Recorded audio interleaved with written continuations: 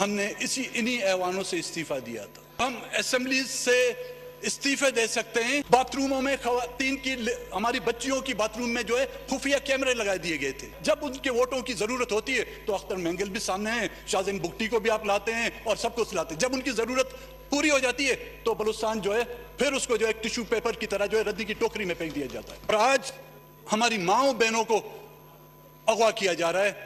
کل یہ سلسلہ آپ کے لیے بھی آ سکتا ہے، آپ کے بھی گھروں میں مائیں بہنیں ہیں۔ السلام علیکم ناظرین کرام، اختر مینگل کی بڑے عرصے بعد اسمبلی کے اندر تقریر اور پورے ایوان کو ہلا کر رکھ دیا کہ کس طرح اختر مینگل نے کہا کہ ہمارے لوگوں کو اٹھایا گیا۔ آپ ویڈیو دیکھیں گے آپ کو مکمل سمجھ آ جائے گی کہ اختر مینگل نے کن اذیتوں کا سامنا کیا اور عمران خان کی رہائی کے متعلق خاص طور پر کیا کہا۔ ویڈیو دیکھیے پھر اس پر بات کرتے ہیں۔ ہمارے بچوں کو اغوا کیا جا رہا تھا، آپ لوگ خاموش تھے۔ آج آپ لوگوں کے بچوں کو اغوا کیا جا رہا ہے۔ کل اور آج ہماری ماؤں بہنوں کو اغوا کیا جا رہا ہے۔ کل یہ سلسلہ آپ کے لیے بھی آ سکتا ہے، آپ کے بھی گھروں میں مائیں بہنیں ہیں، کل ان کو بھی اغوا کیا جائے گا تو پھر آپ لوگوں کے لیے کون آواز اٹھائے گا؟ اور یہ سلسلہ کب سے شروع ہے؟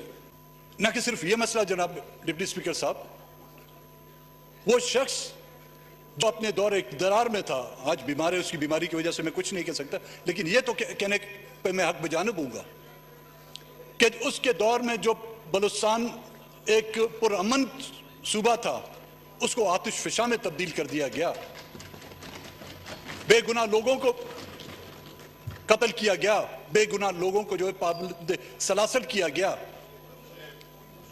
اس کے دور حکومت میں یہ پوری ہماری دنیا کی تاریخ میں وہ مثالیں نہیں ملیں گی، نہ کہ اسلامی تاریخ میں، کہ کسی کے تابوت میں، کسی کے کفن پہ جو ہے نا اس پر جو تالے لگا دیے جائیں۔ ہمارے بزرگوں کے کفن پر تالے تک لگائے گئے، اور آج موجودہ حکومت جو ہے اس کے کیسز پر جو ہے تالے لگانے کی کوشش کر رہی ہے۔ آج وہ ڈکٹیٹر ہمارے ساتھ جو کچھ اس نے کیا وہ شاید وہ کچھ اہمیت اس کی حیثیت نہیں، لیکن کیا آج ملک جس تباہی کے اس حد تک پہنچا ہوا ہے جہاں پر اس ملک کے آئین کو پامال کیا گیا، کیا اس ایوان میں بیٹھے ہوئے جو ہم پہلے دن آتے ہیں اس آئین کی وفاداری کی اور اس کی پاسداری کی قسم کھاتے ہیں، کیا اس آئین کی کچھ اہمیت نہیں؟ چاہے وہ حکومتی اراکین ہوں چاہے وہ اپوزیشن کے اراکین ہوں، اس نے اس ملک کے آئین کی پامالی کی، لیکن پھر بھی ہم اس کو پروٹیکٹ کرنے کی کوشش کر رہے ہیں۔ کس کے لیے میسج دے رہے ہیں؟ کیا اس سے بلوچستان کی آپ پسماندگی کو ختم کریں گے؟ کیا اس سے بلوچستان میں احساس محرومی کو ختم کیا جائے گا؟ کیا اس سے بلوچستان میں جو ترقی کی جو شاہراہیں تعمیر کی جائے گی؟ نہیں جناب ڈپٹی اسپیکر صاحب، اس سے نفرتیں بڑھے گی۔ پہلے بھی بلوچستان میں نفرتیں اس حد تک بڑھ چکی ہیں کہ اس کی کوئی انتہا نہیں۔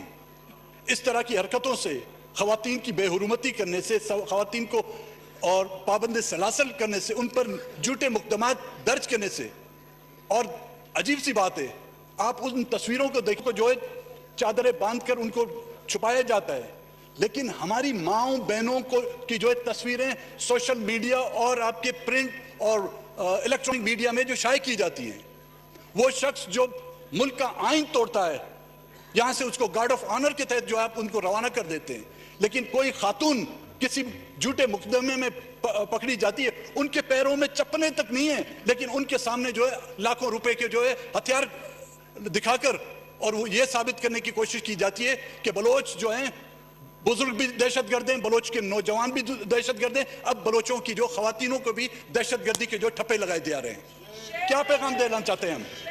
کیا بلوچستان کو آپ اس طرح اپنے ساتھ لے کے چلنا چاہتے ہیں؟ نہ ہی پچھلی حکومتوں نے بلوچستان کو، میں آج واضح کہنا چاہتا ہوں، بلوچستان کو ساتھ لینے کی کوشش کی ہے، اور نہ ہی موجودہ حکومت اپنے ساتھ لینا چلتی ہے۔ اور تو اور جناب اسپیکر صاحب، کمیٹیاں بنائے گی۔ میں نے بجٹ سیشن میں یہ کہا تھا کہ جی بلوچستان کا مسئلہ ایک جینیون اور پولیٹیکل مسئلہ ہے، اس کو حل کرنے کے لیے سیاسی نمائندین کی اور سیاسی پارٹیوں کی ایک کمیٹی بنائی دی جائے۔ جون میں وہ کمیٹی بنی، لیکن اس کمیٹی کی ابھی تک نامینیشن تک نہیں ہوئی۔ کون ہے اس کمیٹی میں کہ وہ جا کے بلوچستان کے دور دراز علاقوں کا دورہ کرے، فیکٹ فائنڈنگ मालूम करें कि क्या मसले हैं।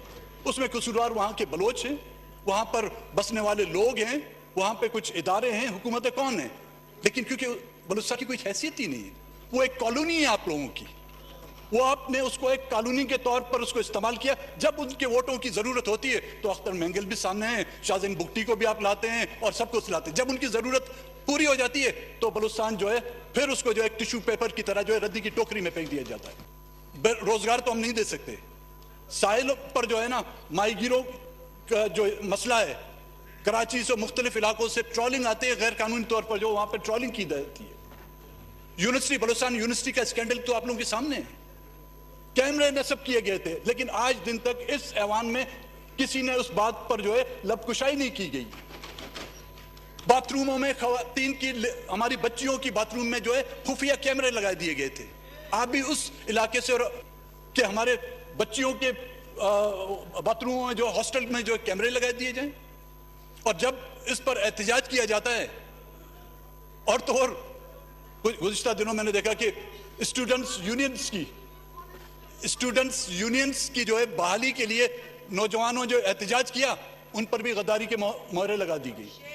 दुनिया का कौन सा ऐसा मुल्क है जहां पे यूनियंस नहीं, स्टूडेंट्स यूनियन नहीं।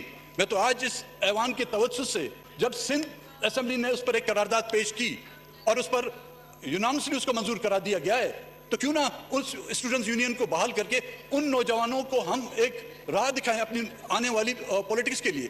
एक इन्फोर्स डिसिप्लिन्स का जो बिल आना था वो कहाँ गया? कई बिल आ रहे हैं, एक्सटेंशन के भी शायद बिल लाए जा रहे हैं, लेकिन वो बिल वजीर कानून की डेस्क पर है। 2-3 बार उसी वजीर कानून से आप लोगों ने इस्तीफे भी लिए, उसको हल्फ भी दिए, और कितने हल्फ दिए हैं, अब कितनी वफादारी उससे और चाहिए, लेकिन वो बिल अभी तक पेश क्यों नहीं हो रहा? तो जनाब स्पीकर साहब, हम अपनी इज्जत, अपनी गैरत और अपनी नंगो नामूस और अपनी सरजमीन के लिए सब कुछ कुर्बान करने के लिए तैयार है। यही ऐवान, जब नवाब अकबर खान बुगटी की शहादत पर हमने इन्हीं ऐवानों से इस्तीफा दिया था। हमारे लिए ऐवान हुकूमत के इत्यादि इतनी अहमियत के हामिल नहीं, जब हम असेंबली से इस्तीफे दे सकते हैं। नाज़रीन कराम, आपने तकरीर सुनी अख्तर मेंगल की, इंतहाई जज्बाती तकरीर कौमी असम्बली के अंदर। आप जानते हैं कि हामिद मीर ने भी एक बड़ी ब्रेकिंग न्यूज़ जिसको कह सकते हैं सामने रखी है। इमरान खान की रिहाई के मुतालिक उन्होंने कहा है कि 26 नवंबर को भी इमरान खान चाहते तो रिहा हो सकते थे, अब भी अगर इमरान खान चाहें तो रिहा हो सकते हैं। तहम इमरान खान ने इस चीज़ को कबूल नहीं किया कि किसी किस्म की डील करके, जैसे नवाज शरीफ किया था, मैं भी उसी तरह जेल से बाहर आ जाऊं। लिहाजा इमरान खान डट कर खड़ा है।